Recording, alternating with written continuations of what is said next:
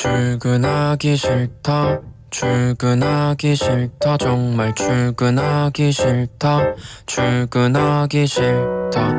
알람 시계 진짜 무서워. 지금 이 시간 가장 따끈따끈한 시사 이슈를 가장 쉽고 흥미롭게 소개해드립니다. 정상근의 정상근무 이상무 정상근 기자 함께하겠습니다. 안녕하십니까? 네, 안녕하십니까? 네, 반갑습니다. 네, 반갑습니다. 자, 오늘도 본격적인 주제 들어가기 앞서서 네. 우리 청취율 조사 기간 맞이 슬라고시 문제 한번 내드리고 힌트 한번 받아보도록 하겠습니다. 지금 저희 방송을 듣고 계신 분들, 슬기로운 라디오 생활을 듣고 계신 분들, 이 방송은 YTN 라디오에서 제작되고 방송됩니다. 그렇다면 YTN 라디오가 방송이 되고 있는 주파수는 몇 번일까요? 자, 요걸 맞춰주시는 거고요. 보기는 없습니다. 주관식입니다. FM 이렇게 하고 나가죠 항상.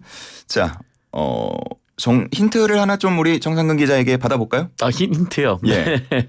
주파수 힌트는 글쎄요. 한 94에서 95 사이. 94에서 95 사이. 네, 한 그 정도쯤 되지 않을까. 네.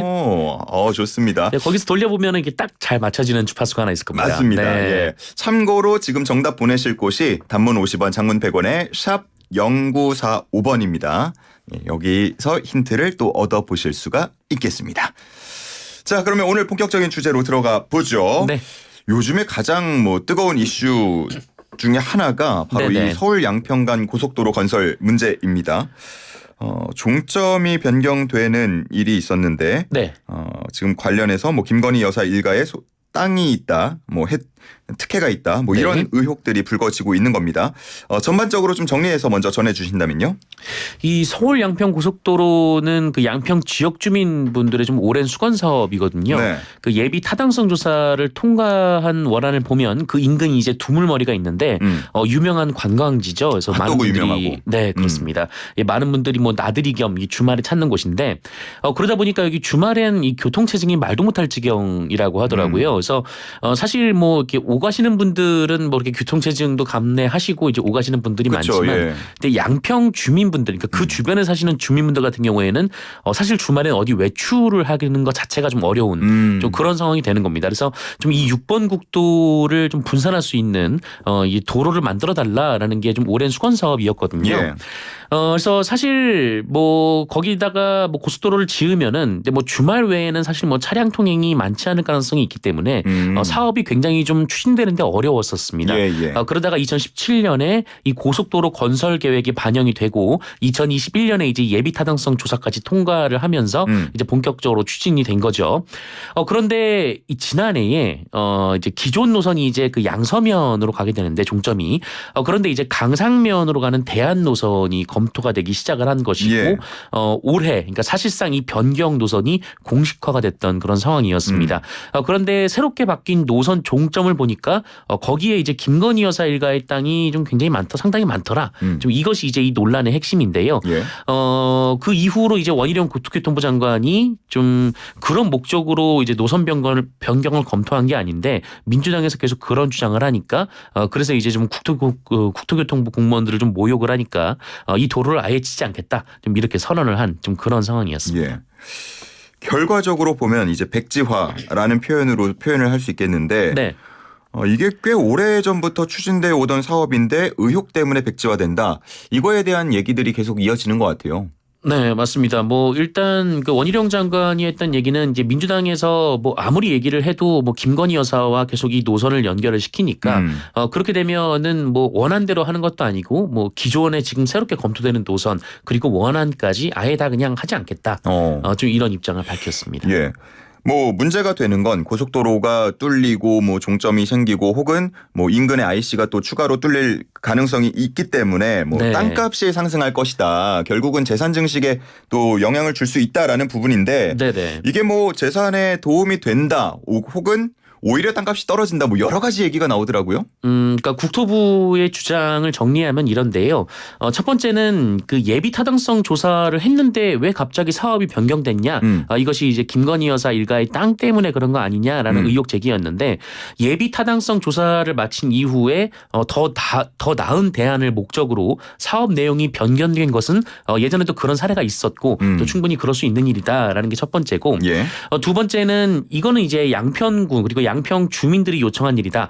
심지어 민주당도 변경을 요청하지 않았었느냐라는 입장이고 또 세 번째는 이 김건희 여사의 땅이 그 근처에 있지만 이 땅은 이제 선산이고 또 선산을 개발하지는 않는다라는 거였고요. 또 하나는 이 변경된 종점이 이 중부 내륙 고속도로와의 분기점인데 그러니까 인터체인지 그러니까 밖으로 나가는 곳이 아니라 예. 그냥 고속도로를 갈아타는 그런 분기점이기 때문에 오히려 이것은 땅 개발의 악재가 된다라는 주장이었습니다. 예. 그리고 마지막으로는 이 원희룡 국토교통부 장관이 여기에 이제 김건희 여사 땅이 있는지도 몰랐다. 좀 이런 주장을 하고 있습니다. 예. 뭐 여러 가지 지금 뭐 쟁점을 두고 네. 정치권에서 다툼을 하고 있는데 그 양평 군민 입장에서 보자면 정말로 앞서서 말씀하신 것처럼 이 고속도로의 필요성, 네. 즉 교통량 분산이 될 텐데 어느 안이 더 효과가 큰지 이런 거는 비교가 지금 나오고 있습니까? 글쎄요, 뭐 어떻게든 일단 만들어 놓으면은 교통 분산 효과는 있을 거다라고 좀 보여지는데요. 뭐 일단 6번 국도가 한강 이북에서 출발을 하기 때문에 지금 이제 거기에 이제 두물머리 관광 차량이 몰려 있는 상황이거든요. 근데 아무래도 고속도로가 뚫리면 좀 강남 쪽에서부터 오게 되니까 뭐 양쪽에서 좀 분산이 되는 효과는 있겠죠. 근데 다만 그 원안보다 이 변경안이 두물머리에서 좀 더 멀어진 거는 사실입니다. 네네. 그래서 굳이 효과를 따지자면 뭐 교통 분산 효과에서는 이제 원안이 좀 더 나아 보인다라는 얘기들이 좀 나오고 있는데 뭐 그래도 이제 국토교통부에서는 뭐 이 두물머리뿐만 아니라 뭐 다른 점도 이제 같이 고려했다 좀 이렇게 설명을 하고 있습니다. 예. 참 이게 이렇게 논쟁이 되고 쟁점이 된다고 한다면 여러 가지 방법을 좀 통해서 네. 뭐 원안이 나은지 혹은 수정안이 나은지 혹은 또 다른 안을 만들 수 있는지 좀 고민을 해볼 수도 있었을 것 같은데 백지화를 선언한 배경은 앞서서 말씀해 주신 것처럼 결국은 정쟁이 끝나지 않을 것이다 라고 본 건가요? 뭐 어쨌든 이 논란이 계속 이어지고 있었거든요. 그러니까 김건희 여사의 이름이 거론되고 좀 이렇게 주류 미디어들도 이 문제를 본격적으로 다루면서 좀 파장이 점점 커져가고 있던 상황이었는데 원희룡 장관의 백지화 배경이 어떤 건지 뭐 정확히는 알 수는 없지만 예. 어쨌든 원희룡 장관의 그 백지화 선언 이후에 결과적으로는 이 문제가 이 대통령 부인 일가 관련 의혹에서 좀 정치 갈등, 뭐 전쟁 이렇게 그 좀 언론에서 나오는 보도의 방향이 바뀐 건 맞는 것 같습니다. 그래서 뭐 정부와 국민의힘에서는 뭐 민주당 때문에 뭐 양평 지역 주민들의 수건 사업이 붕괴됐다 이렇게 주장을 하고 있고요. 뭐 언론에서도 뭐 민주당이 과거에 노선 변경을 요청해 왔다 뭐 이런 보도를 쏟아내고 있는 그런 상황이고요. 어쨌든 뭐 원희룡 장관이 어떤 마음에서 좀 이런 백지화 선언을 했는지는 뭐 정확히 알 수는 없으나 예. 결과적으로는 이 프레임이 좀 바뀐 그런 상황이 된 것 같습니다. 뭐 오늘 아침 보도들 보면은 뭐 원안으로 했을 경우에는 또 민주당 소속 정동균 전 양평군수의 토지 일가 토지들이 뭐 있다 이런 또 의혹까지도 함께 제기가 되고 있는 상황이라서 정말 좀 정쟁적인 측면에서 계속 공방을 주고받게 되는 것 같은데. 근데 반면에 그 부분에 있어서는 사실 이 노선으로 계속 검토를 해오고 이제 추진해 왔던 것이 이제 국민의힘 그 양평 군수 시절에 있었던 일이거든요. 그래서 뭐 민주당에서는 뭐 거기에 이제 이전에 뭐 양평 군수의 땅이 있었다라고 하더라도 뭐 그 국민의힘 그 지자체장부터 추진이 됐었기 때문에 그거랑 관계가 없다라고 주장을 하고 있습니다. 예. 이 결정이 원희룡 장관의 독자적이었다고 뭐 라디오 인터뷰 통해서 그런 뉘앙스로 말을 하던데 네. 대통령 대선 공약사항 중에 하나이기도 하니까요. 그렇죠. 사전에 교감이 전혀 없었을까요? 뭐 민주당에서는 그럴 리가 있냐 뭐 이렇게 보고 있는 것 같은데요. 뭐 말씀하신 대로 이미 예산이 들어간 사업이기도 하고 또 여야가 공히 이제 추진을 공언했던 사업이기도 하고 게다가 대통령의 공약이기도 했거든요. 예. 게다가 인근에 또 대통령 관련 토지가 있으니까요. 근데 또 한겨레에서 또 마침 이런 보도가 나왔었는데 이 당정 협의 이후에 원희룡 장관이 그런 발표를 했었는데 당정회의에서는 이런 얘기가 전혀 안 나왔다라는 보도였습니다. 그런데 이제 한겨레가 이 당시 이제 그 회의에 참석했던 한 참석자를 취재를 했는데 그분이 했던 얘기는 그 원희룡 장관이 계속 회의에 집중을 못하고 뭐 어디 뭐 전화를 하고 계속 문자를 냈다 뭐 이런 얘기가 있었거든요. 네. 그러니까 이런 보도는 이제 원희룡 장관과 대통령실의 뭐 교감설 뭐 이런 주장에서 나온 것 같은데 어쨌든 이제 대통령실과 원희룡 장관은 뭐 사전 교감은 없었다 이런 입장을 유지를 하고 있습니다. 네. 알겠습니다. 뭐 당연히 이 소식으로 인해서 가장 허탈한 건 양평 지역 주민들일 텐데 네. 앞으로 뭐 여론조사한다, 뭐 설문조사한다 이런 얘기도 여당 측에서는 나오는 것 같고요. 네, 근데 뭐 사실 국민의힘에서도 굉장히 좀 당황했던 거는 맞는 것 같습니다. 그래서 그 이후 원희룡 장관의 발표 이후에 뭐 당직자들의 뭐 여러 인터뷰라든지 또 현재 이제 국민의힘 소속인 양평 군수가 바로 국회로 달려왔던 뭐 그런 부분들을 봤을 때 뭐 그 당 내부에서 이제 수기 과정은 없었던 뭐 이제 원희룡 장관의 발표였던 것 같고요. 예. 뭐 이런 상황이다 보니까 뭐 주민들로서도 굉장히 좀 황당하기 짝이 없는 좀 그런 상황이 좀 도래한 예. 것 같습니다.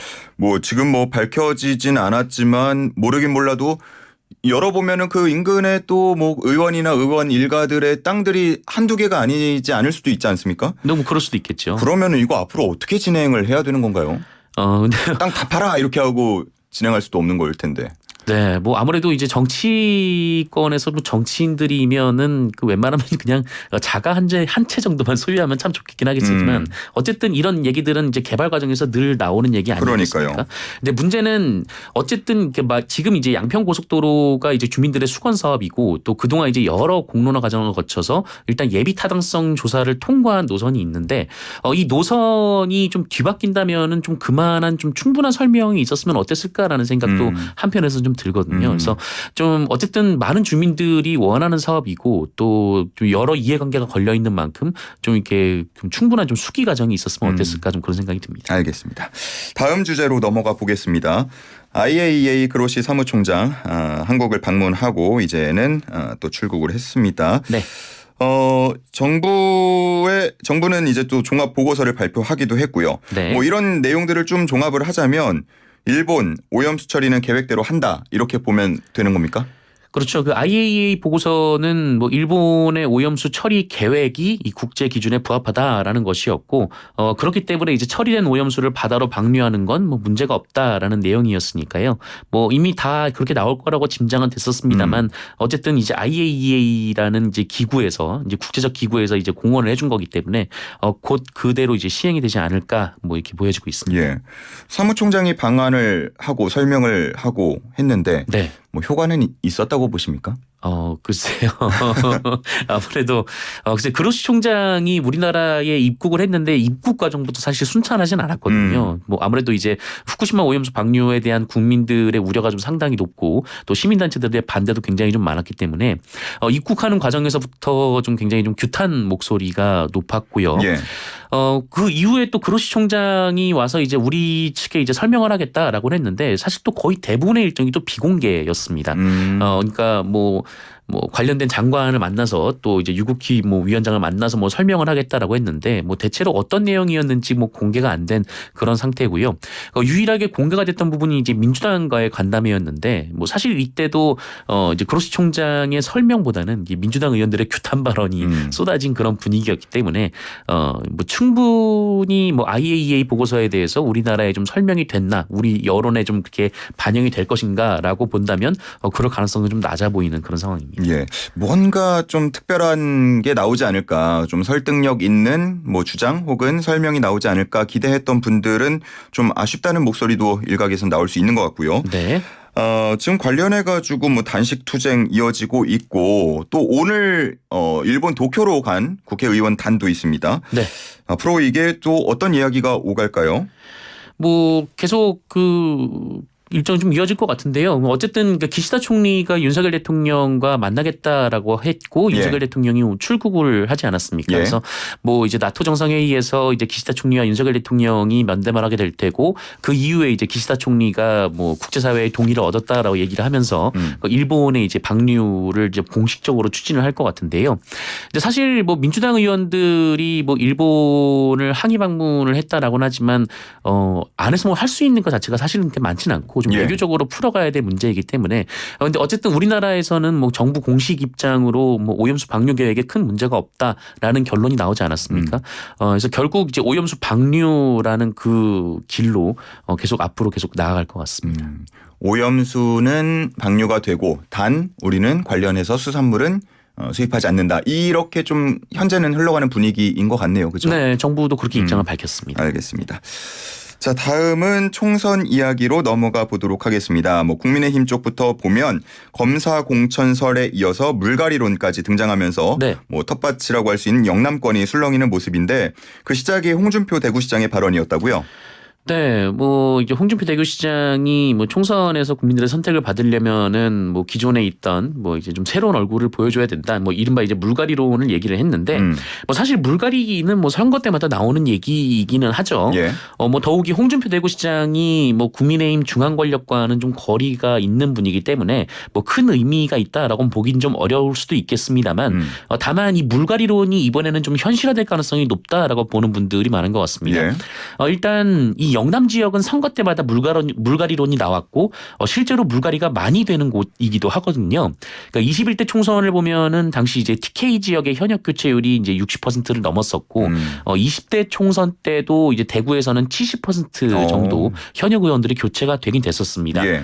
그리고 두 번째는 그러니까 이른바 이제 검사 공천설 뭐 이런 좀 얘기들과 엮여서인데 윤석열 대통령의 좀 검찰 출신 혹은 또 측근들이 이번 총선에 대거 출마할 것으로 예상이 되고 그 경우 이제 대체로 무난하게 국회에 입성할 수 있는 영남권을 노릴 가능성이 크다라는 얘기가 있기 때문에 그러다 보니까 이 물갈이론에 조금 더 힘이 실리는 그런 상황이 만들어진 것 같습니다. 예.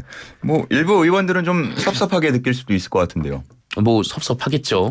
아무래도 그 지역 국회의원분들은 뭐 자기가 물갈이 된다라는 거니까요. 그쵸. 네. 예. 이게 굉장히 좀 낡은 세력처럼 느껴지는 뭐 그런 뉘앙스의 말이잖아요.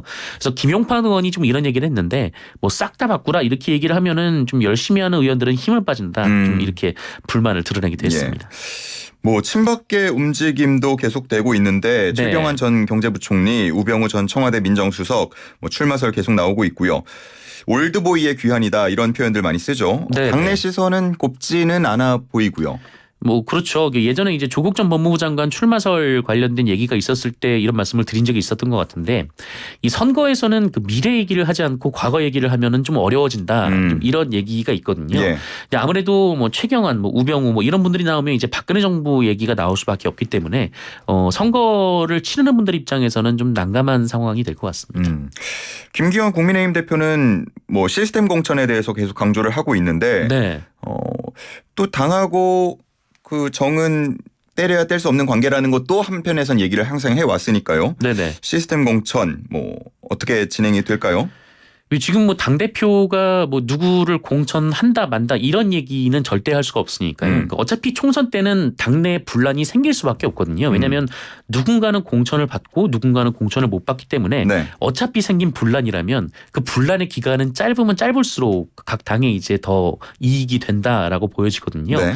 그렇게 되면은 지금 이제 공천 얘기를 대표가 미리 해서 좀 분란을 만들 필요는 없는 거고 좀 김기현 대표 입장에서는 당연히 지금은 뭐 시스템에 따라서 뭐 누구나 이제 공천될 수 있는 실력만 있으면 공천될 수 있는 좀 그런 식으로 공천을 한다 좀 이렇게 얘기를 할 수밖에 없는 그런 상황인 것 같습니다. 네, 일단은 원칙을 강조하는 모습이고요. 네. 자, 민주당 상황도 짚어보면 이재명 대표, 이낙연 전 대표 회동이 뭐 이번 주에 성사될 수도 있다라는 전망들 나오고 있는 것 같아요. 네네. 일단 이낙연 대표가 귀국한 지 좀 시간이 좀 지났죠. 네. 몇 주가 지났는데 어쨌든 그러니까 이낙연 전 대표 입장에서는 이 대선 경선을 치른 이후에 좀 그 대선 경선 조직, 그러니까 당내 조직이 좀 흐트러져 있는 그런 상황이었거든요. 게다가 또 본인도 이제 미국으로 가셨던 만큼 예. 아무래도 당내 조직을 좀 추스르는데 아마 그 동안의 시간을 좀 할애를 하셨던 것 같고요. 그 어느 정도 이제 당내 세력 기반이 좀 만들어져야 또 이재명 대표를 만나도 좀 목소리에 힘이 실리는 상황이다 보니까 그러니까 이재명 대표 입장에서는 만남을 좀 더 빨리 했으면 좋겠고 그 이낙연 대표 입장에서는 좀 조직을 추스른 다음에 만났으면 좋겠고 아마 좀 그런 상황이었던 것 같습니다. 알겠습니다. 만남 이후에 또 어떤 분위기가 될지가 궁금해지는데 네. 이게 갈등이 봉합되겠습니까? 아니면 심화하겠습니까? 일단 두 분이 만나게 된다면 두 분 모두 이제 화합을 강조하게 될 것으로 보이는데요. 만약에 갈등이 격해지고 좀 분단까지 가는 좀 그런 신호가 있다면 두 분이 만날 이유가 없다 이렇게 좀 보여지고요. 예. 과거에 이제 문재인 대통령이 이제 당 대표였던 시절 그 안철수 의원이 끝까지 안 만나주지 않았었습니까? 네, 좀 그런 상황이 됐었을 것이다라고 좀 보여집니다. 예. 지금 국민의힘 민주당 상황 좀 간략하게 짚어봤는데 네. 이 외에 혹시 뭐 기자님이 좀 눈여겨보고 있는 움직임이 있다면 어떤 게 있을까요? 글쎄요. 아무래도 뭐 총선이 다가올수록 그리고 또 지금 이제 뭐 워낙 양당 중심의 갈등이 좀 깊어진 상황이다 보니까 이 총선 때 좀 양당 중심의 결집이 좀 이루어지지 않을까라는 생각이 드는데 다만 좀 관심이 가는 부분이 있다면 그 지역구에서는 큰 힘을 발휘하지 못하겠지만 예. 이 비례 정당이 어떤 정당이 생기느냐가 될 것 같습니다. 뭐 그 점에서 뭐 금태섭 의원과 뭐 박원석 전 정의당 의원이 만나고 있는 좀 그 모임도 좀 주목이 되고 있고 또 정의당 당직자들이 나와서 이제 새롭게 만든다라는 당에도 좀 관심이 좀 가는 그런 상황입니다. 알겠습니다. 자, 이렇게 오늘 정치권 이슈 한번 쭉 짚어봤고요. 우리 정상근 기자 여기서 인사드리고요. 저도 함께 인사를 드리도록 하겠습니다.